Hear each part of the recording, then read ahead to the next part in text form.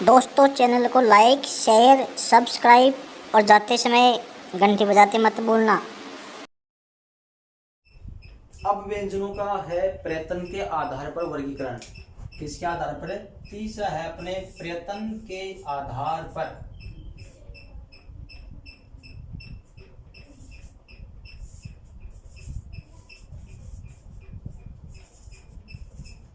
आधार पर वर्गीकरण कितने हैं?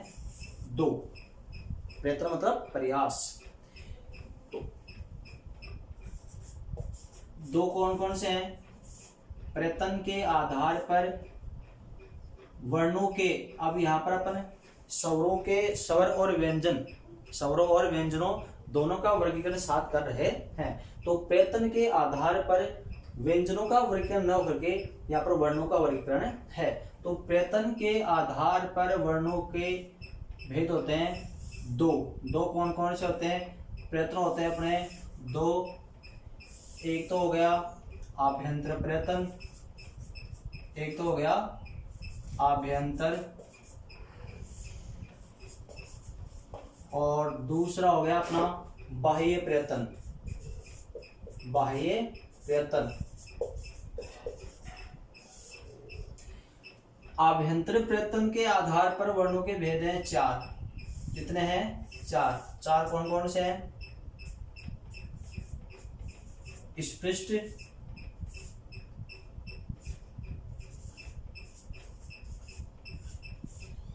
ईषत् स्पृष्ट, विवृत, ईषत् विवृत। स्पृष्ट, ईषत् स्पृष्ट, विवृत, ईषत् विवृत। स्पृष्ट में होते हैं अपने कैसे मैं तक 25। कैसे मैं तक क्या हो गए? 25। ईषत् स्पृष्ट में होते हैं अपने ये रे ले व 4। ये कितने हो गए? 25। ये 4 हो गए। विवृत में होते हैं स्वर।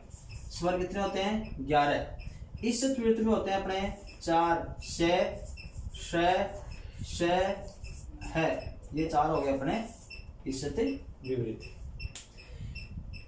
स्पृष्ट का मतलब होता है स्पर्श करना। स्पर्श करना। तो ईषत् का अर्थ है थोड़ा या कम, कम स्पर्श करना। विवृत यानी खुलना, ईषत् विवृत यानी कम खुलना।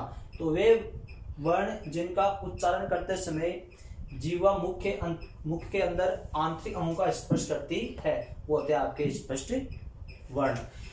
अब ध्यान करने की बात यह है कि मैंने आपको 3 चीज बताई। एक तो बताई स्पर्श व्यंजन,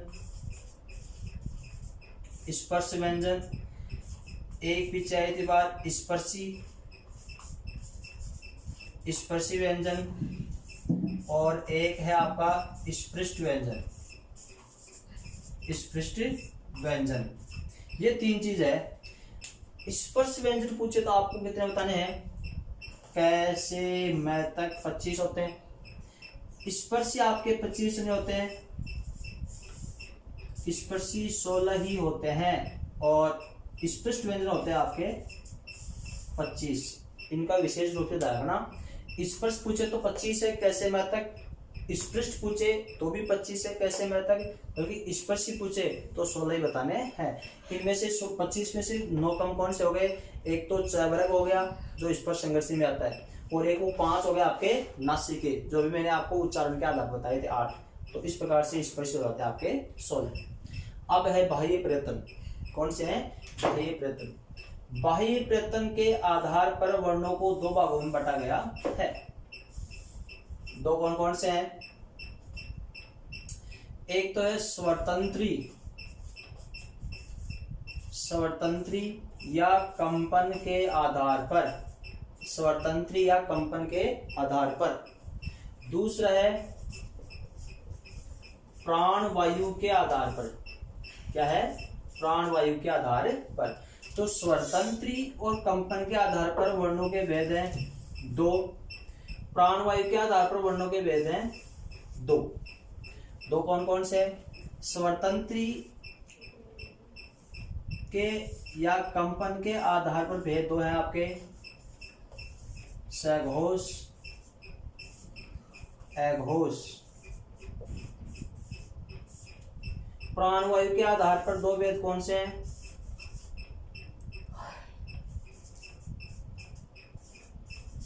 अल्प प्राण और महाप्राण। अल्प प्राण और महाप्राण, ये हो गया आपके स्वतंत्री और कंपन के आधार पर वर्णों के भेद हो गए दो, सघोष अघोष। प्राणवायु के आधार पर वर्णों के भेद हो गए दो, अल्प प्राण और महाप्राण। अब इनमें होते कौन से? ये नाम ऐसे होने चाहिए, सघोष अघोष अल्प प्राण और महाप्राण। तो देखो सघोष में कौन कौन से आते हैं? 345, 12, 135, 24, ऐसे याद रखना। बल्कि ये जो चार नाम है ऐसे क्रम से ऐसे होने चाहिए, सघोष अघोष अल्प प्राण और महाप्राण। फिर इनके नीचे ऐसे लिखना है 345, 12, 135 और 24। 345, 12, 135 और 24। अब ये है क्या चीज? 345 का मतलब ये है वर्ग का तीसरा, चौथा और पांचवा वर्ण। वर्ग का तीसरा, चौथा और पांचवा वर्ण। 12 का मतलब है वर्ग का पहला और दूसरा वर्ण। पहला और दूसरा वर्ण। फिर 135 का मतलब है वर्ग का पहला, तीसरा और पांचवा वर्ण। पहला, तीसरा और पांचवा वर्ण। 24 का मतलब है वर्ग का दूसरा और चौथा वर्ण।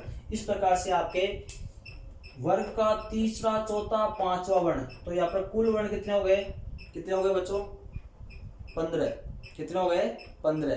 15 कैसे हो गए? क्योंकि वर्ग में 5 वर्ण होते हैं, क, ख, ग, घ, नंग, 5 हो गए। तो तीसरा, चौथा, पांचवा, तो तीसरा, चौथा, पांचवा, ये 5 3 15। वर्ग 5 होते हैं, तो प्रत्येक वर्ग का तीसरा, चौथा, पांचवा। वर्ग का पहला, दूसरा वर्ण तो 10 ये हो गए। वर्ग का पहला, तीसरा, पांचवा तो 15 ये हो गए। वर्ग का दूसरा, चौथा वर्ण 10 ये हो गए। अब इनके बाद में यह भी कैसे महत्ता का बंटवारा हो गया। फिर सघोष और अल्प प्राण दोनों में थोड़े थोड़े सेम से। सघोष में जो वर्ण आते हैं वो अधिकांश अधिकतर अल्प प्राण में आ जाते हैं। तो सघोष में आएगा जैसे मान लो आपके सभी स्वर 11, सभी स्वर। तो सभी स्वर आपके अल्प प्राण में भी होते हैं। स्वर 11 वो आते हैं आपके अल्प प्राण में। फिर इसमें आएगा आपका ये, र, ल, व। तो आपके अल्प प्राण में भी आपका आएगा ये, र, ल और व। यहाँ तो समान है। अब बच गया आपके स। तो अब स आएगा आपका अघोष और महाप्राण में। अघोष में आएंगे आपके स, श। बल्कि है इसमें न आकर के है आएगा आपका विशेष रूप से दागना सघोष में। स ये आते हैं आपके अघोष, क्योंकि है आपका आता है सघोष में। इधर है आपके श और है, ये है आपका इनके साथ रहता है। इस प्रकार से ये वर्णों का बंटवारा हो गया। स्वतंत्र के आधार पर सघोष अघोष है, प्राणवायु के आधार पर अल्प प्राण और महाप्राण है। ये नाम क्रम से ऐसे होने चाहिए, सघोष अघोष अल्प प्राण और महाप्राण। 345, 12, 135, 24। 345 का मतलब है तीसरा, चौथा, पांचवा वर्ण, तो ये 15 हो गए। 12 का मतलब है पहला, दूसरा वर्ण। 135 का मतलब है वर्ग का पहला, तीसरा, पांचवा वर्ण। 24 का मतलब है वर्ग का दूसरा और चौथा वर्ण। फिर सारे स्वर पहले में सघोष में, तो सारे स्वर तीसरे में आएंगे आपके अल्प प्राण में। ये र, ल, व सघोष है, तो ये र, ल, व अल्प प्राण है। अब अघोष में आएगा स है आपका आएगा सघोष में। इधर स है आपका आएंगे महाप्राण। इस प्रकार से अगर आपसे ऐसे पूछ ले कि स्वतंत्री और कंपन के आधार पर वर्णों के भेद कितने होते हैं? 2। कौन कौन से? सघोष अघोष। ऐसे पूछ सकता है। या फिर प्राणवायु के आधार पर पूछ ले कि वर्णों के भेद बताओ, तो आपको दो बताने हैं, अल्प प्राण और महाप्राण। अगर ऐसे पूछ ले बाह्य प्रयत्न के आधार पर वर्णों के भेद बताओ, तो दो बताने हैं, स्वरतंत्री कंपन के आधार पर और प्राणवायु के आधार पर। ऐसे पूछ ले कि वर्णों में प्रयत्न कितने होते हैं, तो दो होते हैं, आभ्यंतर प्रयत्न और बाह्य प्रयत्न। अब सघोष वर्णों की कुल संख्या कितनी होती है, तो सघोष वर्णों की कुल संख्या होती है 31। 15 ये हो गए, 11 हो गए, 15 11 कितने हो गए, जोड़ लेना आप आराम से, और 4 ये हो गए 30 और 1 हो गया आपका 31। 10 10 अब 3 13। अघोष वर्णों की कुल संख्या होती है 13। अल्पप्राण वर्णों की संख्या कितनी होती है, 15 15 11 कितने हो गए, 26 26 और 4 30। ये हो गया आपके 10 10 और 4 14।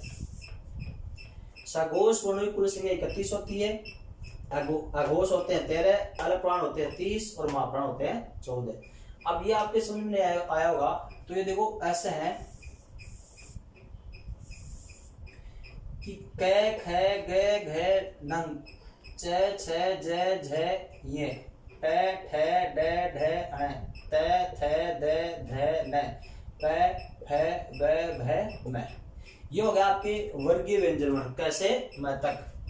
तो देखो 345 का मतलब है तीसरा चौथा पांचवा, ये तीसरा चौथा पांचवा हो गया। 12 का मतलब है पहला और दूसरा, तो पहला और दूसरा हो गया, तो कितने हो गया आपके 10।